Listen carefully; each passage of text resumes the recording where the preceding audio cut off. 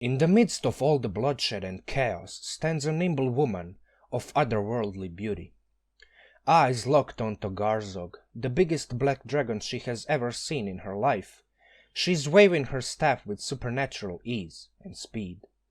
Just as the smaller dragon, the youngling, tries to slash her from the side with his razor-sharp claws, she quickly raises her staff, ducks down, and leans onto her shield. The sheer force of the blow sends shockwaves through her whole body, but she manages to block it with the magical barrier, maintaining her focus and composure. For a few brief moments she averts her eyes towards a teammate laying down in a pool of blood nearby, unconscious and barely breathing. Uttering a quick incantation, she brings the battered and bloodied barbarian back to life. He quickly gets up, and the searing pain from all the cuts and wounds sends him into a furious frenzy once again. Wasting no time, she turns her eyes back to Garzog. Channeling her innate magic again, she shoots 4 powerful beams of pure energy in a rapid succession. The first one bounces off of Garzog's tough scales, but the rest all hit the softer underbelly. The mighty black beast growls in pain and turns around to hit the heroine with his tail. She turtles up between her shield in one hand and the magical barrier in another. The tail smashes hard, but she takes no harm from the blow. Moments later, a stream of acid flows from Garzog's monstrous mouth in her direction. She quickly springs up, leaping away, but to no avail. She gets showered with harmful gases, sending her into a screaming agony. In the act of total desperation, she exerts the last bits of her magic potential and sends the final flurry of energy beams towards Garzog. The mighty beast, gravely wounded himself, succumbs to the overwhelming magical force hitting him from all angles. His massive, now lifeless body hits the ground and raises a cloud of dust, sending tremors through the ground. Hello everybody, it's Min-Max Munchkin again. If you hate the black dragons, and they are really ugly and easy to hate, because just look at how ugly they are. You're going to like, share, comment on my video and subscribe on my channel and hit that belly button, because we don't want no black dragons bothering us, right? Correct, that's what I thought. So, Iphigenia Divine Hex Maiden Samaras, kind of like a Greek name, I kind of like it. Divine Hex Maiden fits this build almost to the T.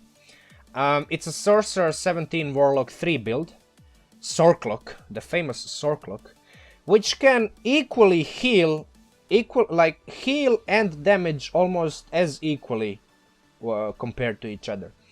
The Sorcerer subclass, the Sorcerer bloodline, is Divine Soul, and the Warlock is the Hex Blade, obviously. What other Warlock do we even want? Like, that's the best one. The background is Smuggler. It's one of those custom backgrounds you can find on the internet from something called Rage of Demons. I honestly don't know what this is, but it's probably one of those campaigns that gives you custom backgrounds like this one. It gives you Perception and Stealth, which are 2 best skill proficiencies. And if your DM is kind of picky, how are you a Divine Sorcerer, Hexblade, a Smuggler? There's this little bit of flavor text here that says, maybe you are a human who sympathizes with the non-humans and worked a part of the network of secret routes and safe houses that helps them pass through Hilfsfar. Now Hilfsfar, you can change this with anything you want. So you're kind of like this benevolent smuggler that smuggles people in trouble from the areas of unstable war or some other things, you know. So there's that. Now, your race is Protector Aasimar. You want the wings, and you want the bonus damage that it gives you. This ability here is like probably one of the most, I wouldn't say overpowered, but powerful racial features that any race gets, because at level 20 you just turn this on as an action, and then on every subsequent turn for 1 minute you get a bonus damage equal your level. So at level 20 it's plus 20 damage. Plus 20 damage is even at level 20 is pretty significant. So yeah, like that, but that's why we picked it. And obviously all the other SMR features are pretty neat. You can heal, you can cast light cantrip, you know, the celestial language, you're resistant to necrotic radiant damage, you have dark vision. Yeah, I mean, you have everything. And you have a flying speed for 1 minute at level 3. Don't forget about that. So yeah, these are the stats at level 20. These are the saves at level 20. Skills, obviously nothing out of the ordinary here. Decent health. Aid spell, which we are going to take from the Sorcerer subclass, I mean bloodline, is going to give us additional temporary hit points. Hit dice, I mean, self-explanatory. This is Sorcerer, this is Warlock. Eldritch Blast, our primary weapon. Quarterstaff, this is like your staff, your arcane focus, which can be also used as a quarterstaff.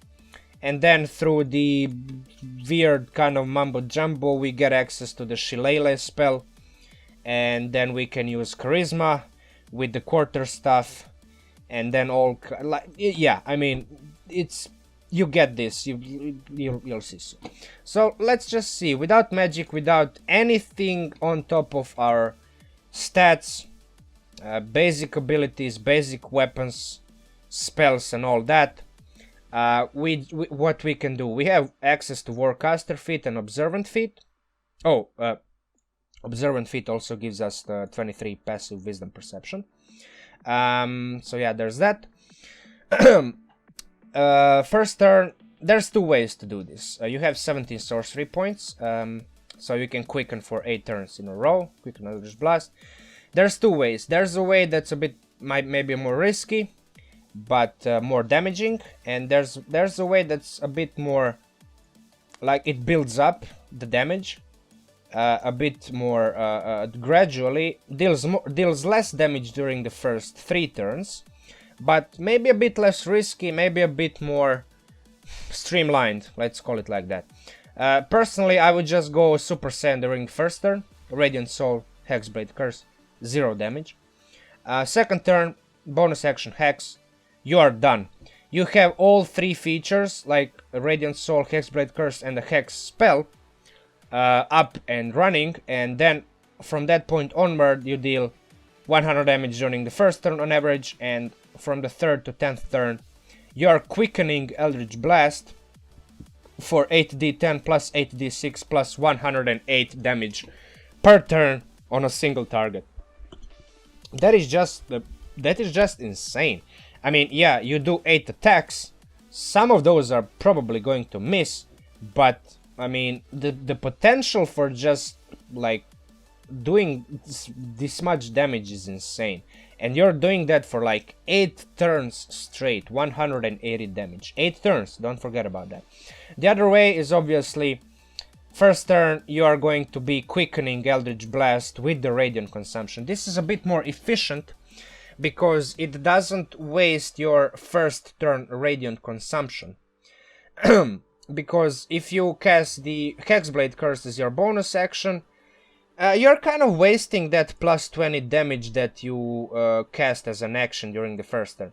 So yeah, this is kind of like a bit more efficient, a bit more gradual, a bit more streamlined. Bonus action Hex Blade Curse on a second turn, adds a bonus proficiency mode, increases your damage, average damage to 86.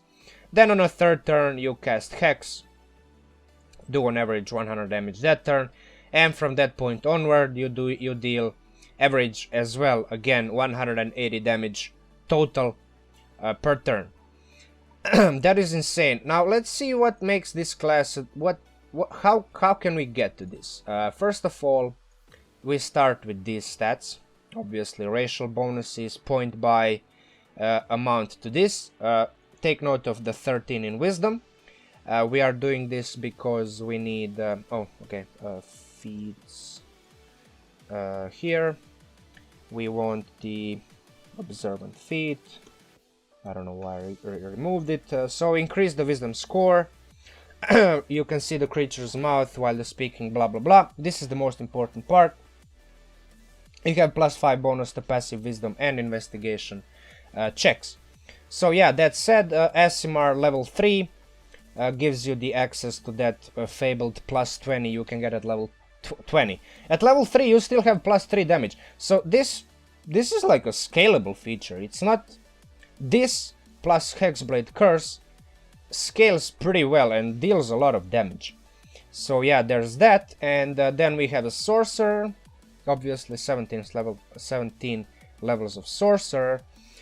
Which deal, which, you know, you get a bunch of stuff, basically. You get Favored by the Gods, which is an insane level 1 feature, which enables you to basically turn most, if not all, failed saving throws and attack rolls into successes. So, and it's a short rest feature, so it's even more insane. Empowered Healing, not that good, but still fine. You can reroll those healing dice. 4 meta magics, quickened, twin, quickened you must have, twinned, also almost a must. I would rarely not pick twin myself. Twin is like insane, especially with 17th level of Sorcerer. And 2 others of your choice. I would personally take Saddle. Okay, give me a sec. Subtle spell, yeah, there it is. When you cast it, you can spend 1 sorcery point to cast without any somatic or verbal components. Basically, you cast a spell, nobody knows that you cast it, and the Sorcerer is the only class that can do this. Careful spell, you cast those fireballs and stuff, and you want your teammates to be auto-successful for 1 sorcery point to get only half the damage from that spell, from that AoE spell. 4 ability score increases, level 4, 8, 12 and 16, 17 sorcery points. Knows 16 spells, because the Divine Sorcerer, Divine Magic gives you additional spell at level 1, and it can be either of these 5. And then level 17 Sorcerer, stock Sorcerer level 17 knows 15 spells, so that's 16 total. From level 1 to level 9 spell slots. Hex Blade Warlock, if you don't know what it is, it's like you pretty much need to familiarize yourself with it, because it's one of the best Xanatar subclasses, period. Like it's insane. At level 1 you get proficiency with medium armor, shields and martial weapons. You can use your charisma modifier for 1 melee weapon per long rest, so you touch that weapon, you use your charisma with it instead of strength and dexterity. This is just insane. This bumps your AC immediately +2, and medium armor, depending on what armor you start with, maybe you start with no armor, and then this just like it bumps your AC significantly very early on, depending on how much gold you have. Obviously, medium armor breastplate is like 400 gold, so it's not cheap. Yeah, Hex Blade Curse, the main ability that we are going to be relying on. Crits on 19 and 20, adds proficiency bonus to damage, heals you for Warlock level plus charisma if the target dies. So, like, this is neat. This heal is probably the least useful, but still, I mean, if you get damaged and then you kill your target, you heal for like 3 plus charisma modifier, which, I mean, at level 20, healing for 8 is still okay. Not spectacular, but still okay. So, with that said, you also get 2 2nd level spell slots at level 3 of your Warlock. You know, 4 spells at level 3 of your Warlock. You know, 2 Eldritch Invocations, one of which must at all 100% of the cases be Agonizing Blast. The other one, I would personally always go with Eldritch Sight, because I just like the permanent detect magic feature of this invocation. You pretty much, with this invocation, you are never going to miss any of those hidden magic items lying around in the dungeons and the towers and whatever you are traversing in. Level 3 gives you Pact Boon. Pact of the Tome is my favorite. I think it's almost a must take, but Pact of the Chain is also really good. It gives you one of those improved find familiar creatures. And if you take either of these packed boons, I would make a argument that either of these invocations is really good with these packed boons. So yeah, let's just quickly go over the spells. At first, your cantrips, obviously, Eldritch Blast from the Warlock, Guidance from the Cleric list. These two are almost a must. This is your non-combat ability, this is your combat ability. Guidance, you're going to be spamming on everything, so just know your DM, like screw him or her. Due to the fact that you're a Hex Blade, I would take one or both of these as well. These are really good for melee combat. And if you take Pact of the Tome, take the Shillelagh, however you pronounce that spell, cantrip, however it's called. And it's going to be really good because it's going to make your weapon magic, and you're going to be able to use it with your spellcasting focus, which is going to be a staff, so it's like a quarter staff, and then you cast Shillelagh on it. Yeah, basically synergy through the roof. First level, all of these spells are almost a must, except maybe Featherfall, but I would make an argument that you need Featherfall as well, because you are flying all over the place, and Featherfall is always good. Like, you tell your teammate jump, and then you jump and cast this, and you feel like a god. Shield, insane spell. Why did I? Okay. Absorb elements as well halves the damage you receive from elemental sources of damage. Hex, you're going to be casting from level 2 to level 20. So, yeah. Cure wounds. Do I need to explain? Bless, probably not.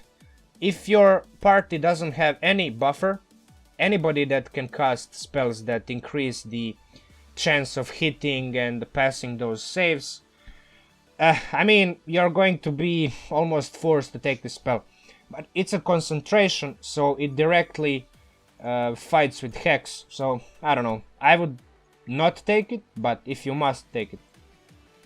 Obviously, if you have the Devil's Sight invocation, you take the Darkness spell. This combo has been pretty much driven to the floor. How many? It's been abused to the balls. So just, I mean, take it. It's good. There's nothing bad about this combo. Aid spell from the Cleric spell list, because you get the Cleric spell list with the Divine Soul Sorcerer.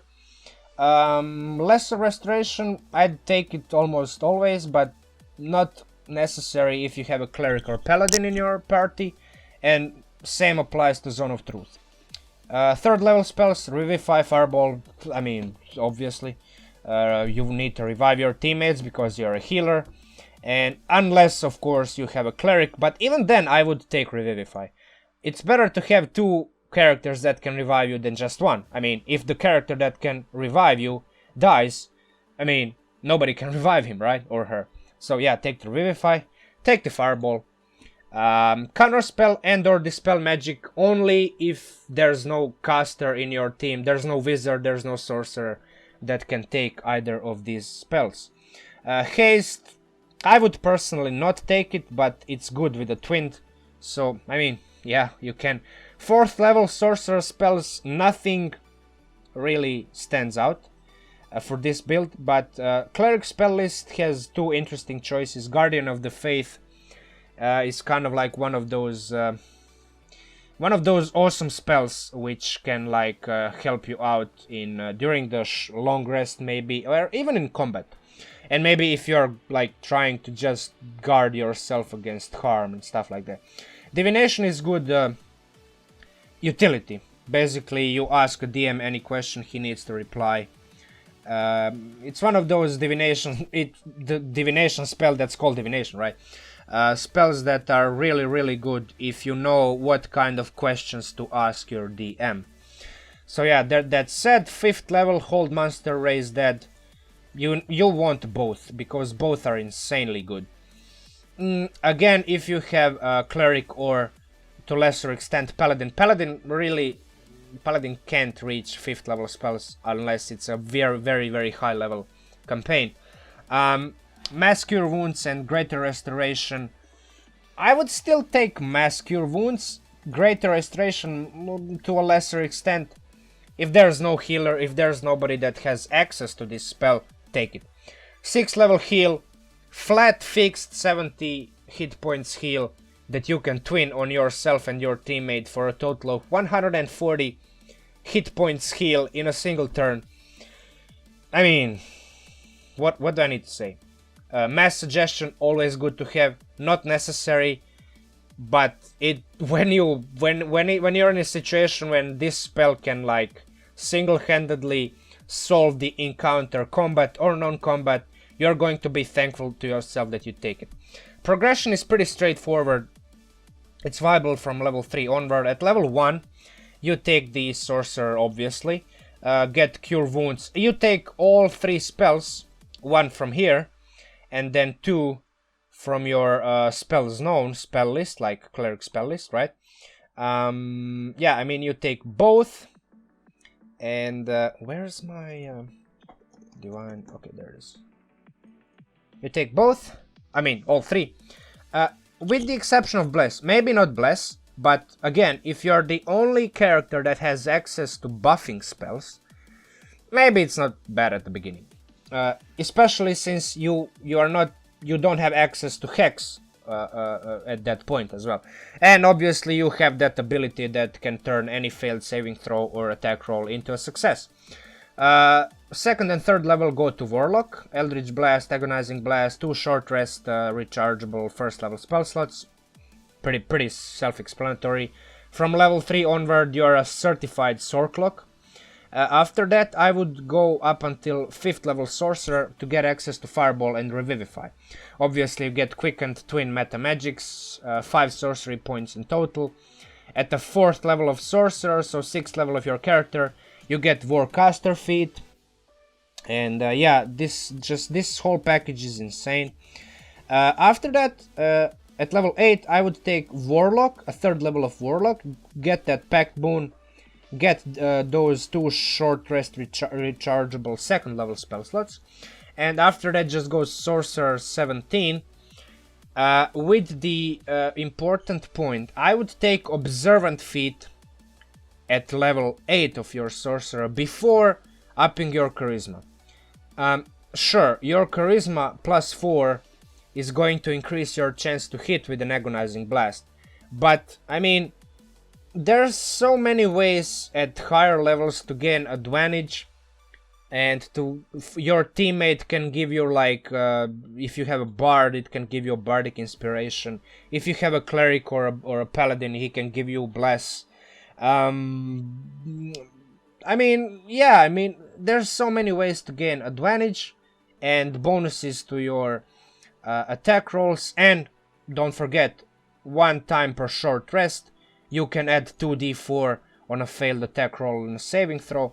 So, I mean, Charisma is like one of those things that you increase after you take the 2 feats that are almost mandatory for... Well, Warcaster is mandatory, Observant not so much, but I really like it on this build. It helps her out a lot. So yeah, that's how I would do it. Yeah, in conclusion, this build is it's really like it's insanely proficient in two things. You're not just a Sorclock that goes out, casts a darkness spell, and with the Devil's Sight just shoots Eldritch Blast with advantage, and there's nothing else you do. Like, that's pretty one-dimensional. You, with this particular build, you are multifaceted. Your character is multifaceted, and it has potential to grow, because I mean, on one hand, you are given the blessing, or maybe you consider it a curse, from the upper planes. You are a divine soul that has access to divine magic, so healing, blessing, all that stuff. That's basically godly divine magic. On the other hand, you take the Hex Blade Warlock, which is a pact with an entity from Shadowfell, which gives you all of these martial capabilities and all of these fighting capabilities that are pretty sinister. I mean, you hex stuff. you cast Hex Blade Curse, you cast Hex spell. I mean, you're a pretty sinister, kind of shadowy, gloomy, dark character. And yeah, I mean, this character is pretty interesting. It can deal a lot of damage, that's besides the point. And I think out of all the 3 builds that I reviewed on this channel so far, I would say this is probably the most interesting one. I mean, yeah, I mean, that assassin build is pretty insane. Sorclock is always, like, it's always fun to play a Sorcerer Paladin. But this kind of build, like, it really, I think it shines in terms of character progression and role-playing abilities and all that stuff. I mean, yeah, that said, we really, again, don't want these black dragons to bother us. So we need something like this to protect us, right? And if you want more stuff like this to send those black dragons into the hells, you are going to like, share, comment on my video, and subscribe to my channel, and hit the bell button to get notified the next time I upload a video. Last but not least, Min Max Munchkin out, and see you next time.